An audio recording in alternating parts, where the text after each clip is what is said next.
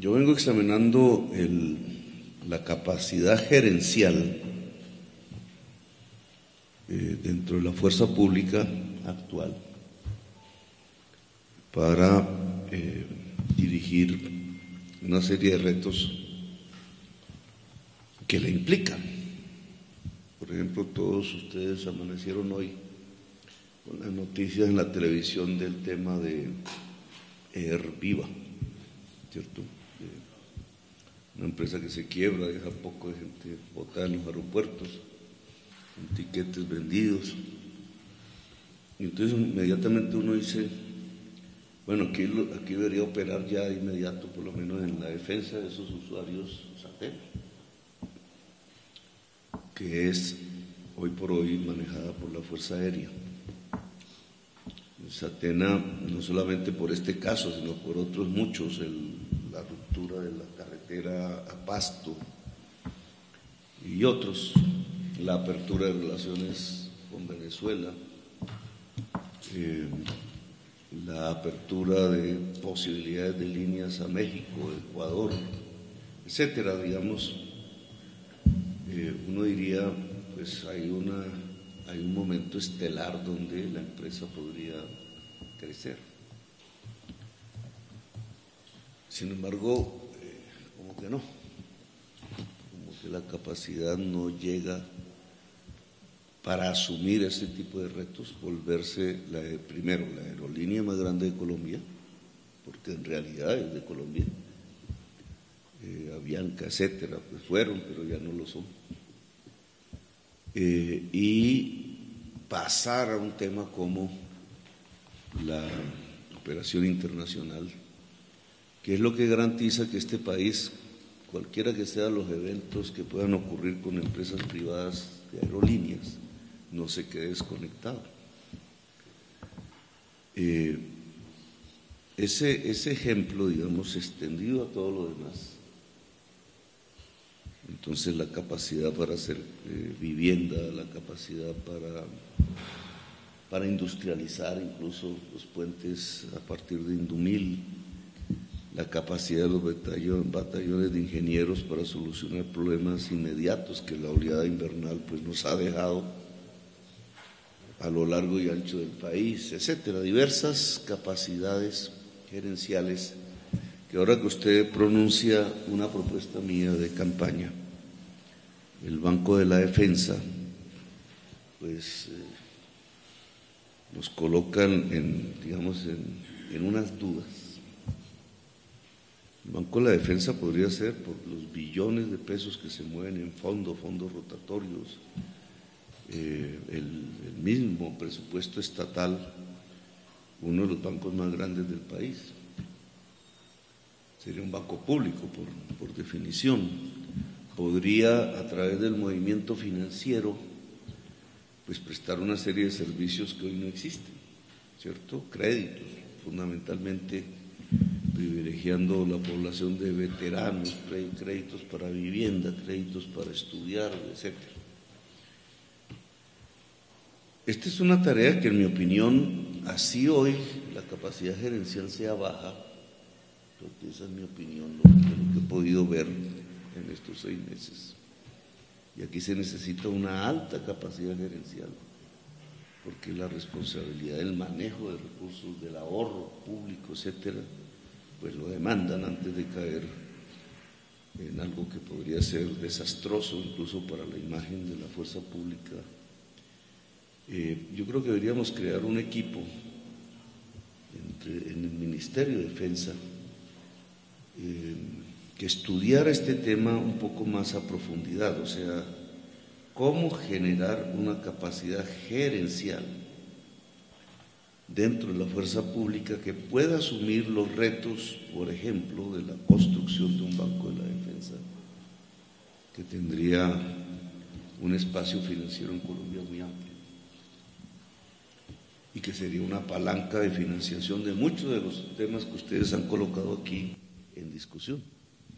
Porque ya no sería como se hacen 300 casas, 700 casas, que en el fondo es una pequeña cantidad comparada con la necesidad. sino cómo se hacen 5.000, 7.000 viviendas en varias partes del país, porque no es solo Bogotá. La población no está, habría que mirar ese mapa ahora que ustedes tienen estas informaciones mejores, cómo es el mapa geográfico, y allí entonces hacer una énfasis en donde más población veterana existe, que seguro que en Bogotá será lo primero, pero que sería bueno tener los datos. Entonces el tema de la capacidad gerencial que yo he venido notando ahí, un poco críticamente, debe aumentar. Eso significa, en el fondo, la preparación profesional de las personas que están dentro de la fuerza pública hoy. Parte de lo que ustedes muestran es la ausencia de esa preparación profesional antes, ¿cierto? Que va determinando los perfiles de las personas que van saliendo por X o Y razón de la fuerza pública.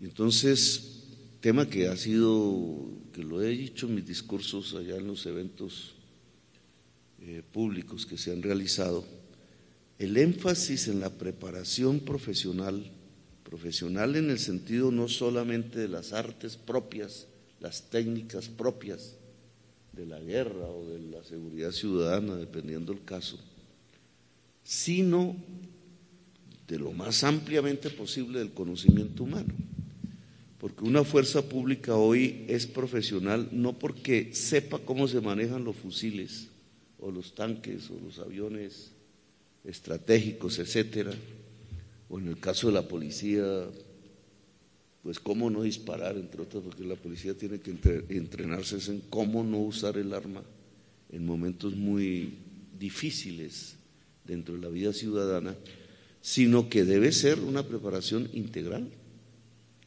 Hoy se necesitan antropólogos, antropólogas. Hoy solo un tema, por ponerles de ejemplo, la ciberseguridad, que tratamos de impulsar ahora en el plan de desarrollo, estamos en pañales. Las caídas de páginas, de información delicada en la fiscalía, en las mismas organismos de inteligencia, ni más ni menos, en los organismos de inteligencia que se tienen en el Estado, en cualquier ministerio, esas caídas de interceptaciones, salida de información, etcétera, tiene que ver con una nueva realidad del conflicto contemporáneo, que ya no es exactamente el que nosotros veíamos hace 30, 40 años, sino que se da a partir del manejo de algoritmos, sea para defenderse, sea para atacar. La otra guerra. Hoy se ve mucho en el tema de Rusia y Ucrania. Si no hay una preparación allí que implica matemáticas, que implica algoritmos, que implica programación de computadores, que implica el lenguaje de las máquinas, que implica ingenierías de diverso tipo, etcétera, pues no estamos preparados para las nuevas realidades del conflicto mundial. Es una organización criminal poderosa, narcotraficante, multinacional, que pague expertos que tienen el dinero para hacerlo, de alta gama, puede entrar a la fiscalía y desbaratar toda la información. Si la fiscalía no tiene la contra, pues está ahí en manos al garete. Y así puede suceder con cualquiera. Un avión de esos estratégicos superpoderosos puede ser detenido simplemente con los computadores. Si se entra al programa del avión, y si el avión no tiene la defensa, pues incluso lo pueden frenar en el aire, etcétera, digamos. Entonces, digamos, la preparación profesional dentro de la fuerza pública debe incrementarse, pero sustancialmente. Y hay ministro en Tolemaida, que viene a ser como el complejo más grande y central, con una enorme cantidad de espacios, hecho precisamente para la educación, pero desde unas concepciones un poco antiguas, Eso debería modernizarse, no es que se deje entrenar militarmente, sino que adicionalmente allí debería crearse una enorme universidad de facultades diversas. Pues ya existe una, pero en una escala muy superior, de tal manera que el porcentaje de personas que hoy integran la fuerza pública, la inmensa mayoría jóvenes, cada vez más mujeres, pudiera aquí, mientras realiza su servicio, etcétera, adquirir grado profesional, incluso más allá, y cuando salga, y este es el tema, cuando salga, que algún día saldrá, más tarde que temprano, más temprano que tarde, esté capacitada para desenvolverse en la vida civil, ya sin, no esté desprotegida. El conocimiento es la mayor protección. Y muchas personas podrían salir con tal, incluso hasta podríamos perder gente, como nos está pasando con la Fuerza de la Salud, que pagan tan mal en la Fuerza de la Salud, ¿cierto? Las enfermeras que se las están llevando en masa hacia los Estados Unidos. Bueno, al final, pues, vivirán mejor, supongo, que si aquí les dan un sueldo de hambre.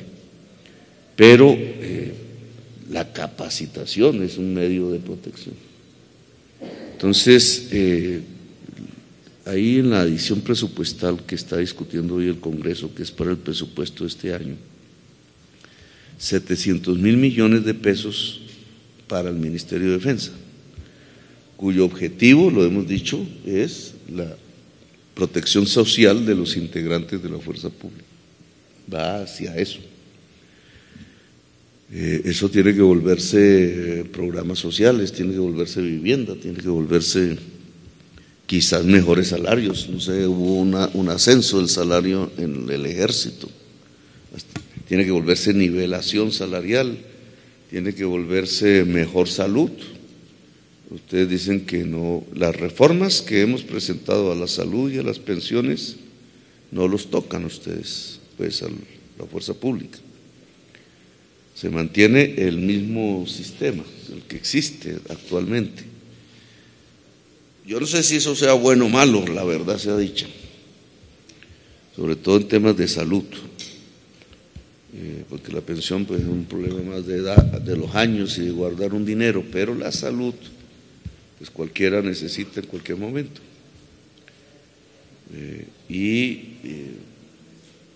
Ustedes deben decirnos más que nosotros cómo está funcionando realmente la salud para la fuerza pública hoy en Colombia. Pues sabemos que hay unas clínicas insignes, hay unos hospitales que hace mucho tiempo, antes que naciéramos nosotros, ya están ahí, pero el manejo cotidiano de la salud de un soldado, de un patrullero, de una patrullera, es realmente ágil en este momento. Lo dejo un poco habría aquí que hacer reformas. La infraestructura de salud en el país que tiene, bajo el régimen especializado que tiene la fuerza pública, está funcionando bien. Son temas que a mí me gustaría saber, porque al final pues uno ve, uno lo pasean por acá, pero uno no sabe los intestinos reales de estos procesos. Ahora bien, esto es, digamos, en términos generales, la fuerza pública. Ahora, en términos particulares, los veteranos, que hasta ahora tenemos información, por lo que veo, ¿cierto? Una ley muy reciente todavía, del 2019, del gobierno anterior, que hay que evaluar en qué se ha aplicado, si es suficiente, si no es suficiente. El objetivo de una ley del veterano es que el veterano y su familia, o veterana y su familia, tengan una dignidad en su existencia. Muchos, de acuerdo a la información, un porcentaje, personas que tienen discapacidad en algún grado, producto de su actividad profesional. Al ser producto de la actividad profesional hay unos derechos que esa persona tiene frente al Estado. es el que se mueve como el tema de los riesgos profesionales, pero que aquí es el Estado el que debe atender a esa persona, así se haya retirado la fuerza pública. Es un aseguramiento que no sé si esté funcionando bien, el tema de prótesis, el tema de la calidad de esas prótesis, de si la atención, digamos, que requiere por la discapacidad es la adecuada, si en este momento por los desarrollos tecnológicos hay mejores perspectivas, si el Estado tiene una institucionalidad que pueda atender eso, o si realmente los veteranos están a la deriva, defendiéndose como puedan, con lo poco que hayan podido tener de las leyes anteriores, pero realmente sin que sus derechos sean garantizados por el Estado. La aparición de organizaciones como las que ustedes tienen hoy, que la ley misma protegió, me parece que es esencial para que esa información llegue al Estado.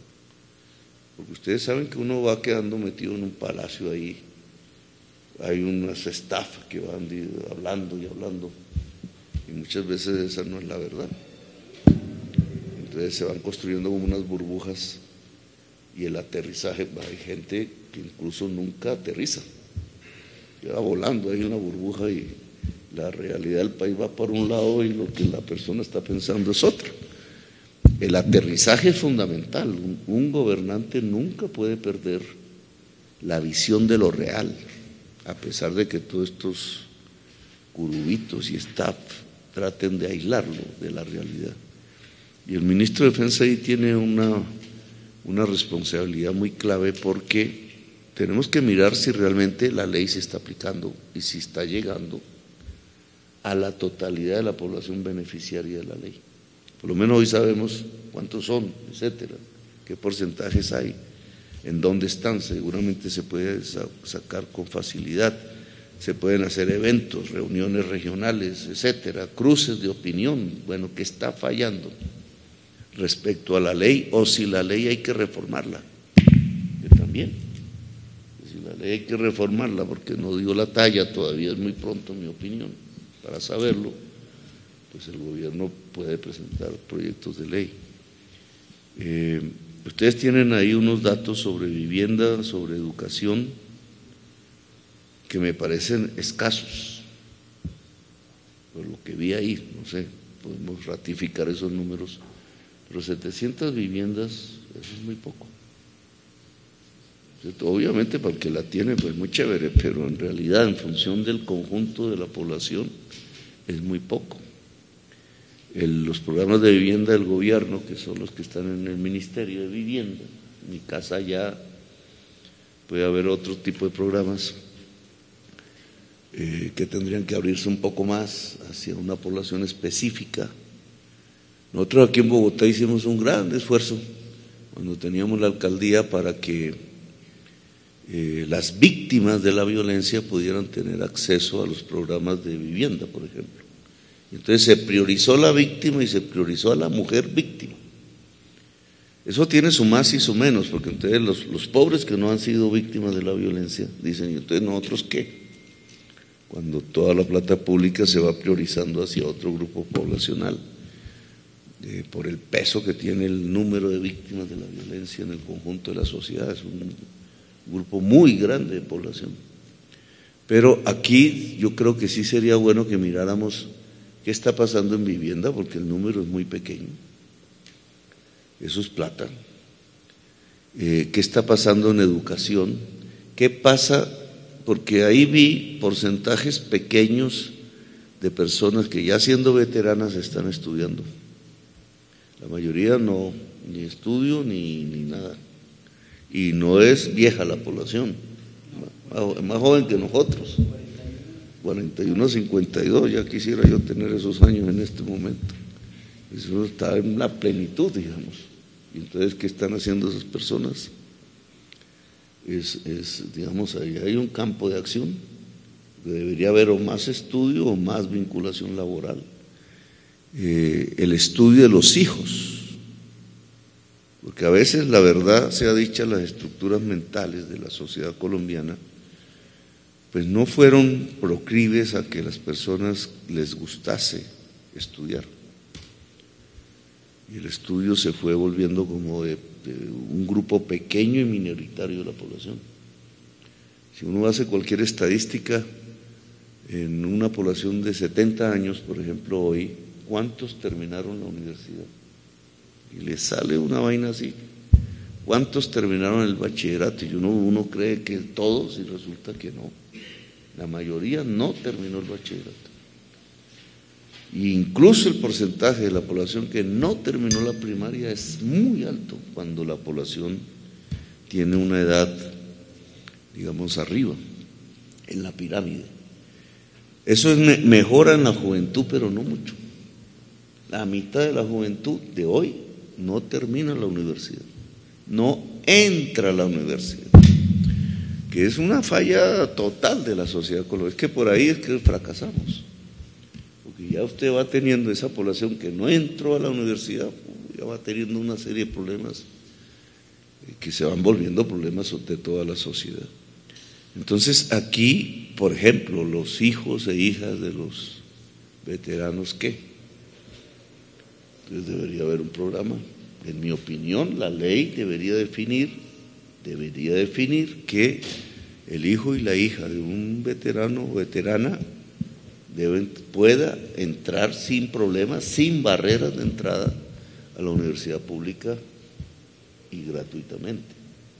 Gratuitamente queremos que sea un derecho de todo joven, pero debería quedar explícito en la ley, de tal manera que así una persona decida que bueno, ya su ciclo vital lo pone en otro terreno más de observancia, de quietud, sus hijos puedan salir, puedan estudiar, y en cualquier parte del país, y lo que quieran, ¿cierto? En su vocación que se le vaya construyendo. Eso debería estar en la ley, no sé si está en esta ley, pero eso nos daría una población bastante elevada. No sé si tengan ese número ahí, cuántos son los hijos e hijas de los veteranos y veteranas, qué edades, cuáles en realidad en posibilidad de estudiar. Eso varias decenas de miles.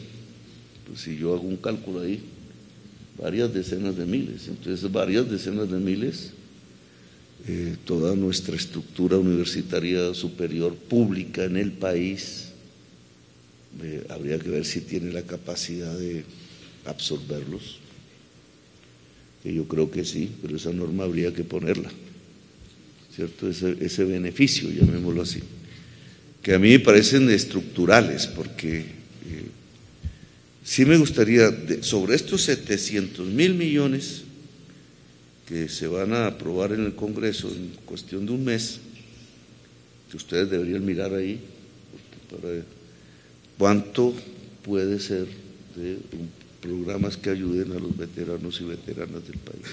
Empezando porque la organización gremial debería ser contratada para que por lo menos haya palos tintos, ¿cierto? Porque estos son los nodos de organización. Estos nodos son los que nos permiten saber cómo es la realidad. Y hay que tenerlos en otras partes del país, no solo en Bogotá. Y esto tiene que tener una vida, claro que esto tiene que tener redes, porque si no tenemos redes, entonces en el mundo del siglo XXI todavía estamos en Viper o en teléfono móvil, pues obviamente estamos desconectados. Y la capacidad, digamos, de estas sedes de conexión, de debate, de discusión, de actividad, pues me parece fundamental. Y eso es un simple contrato.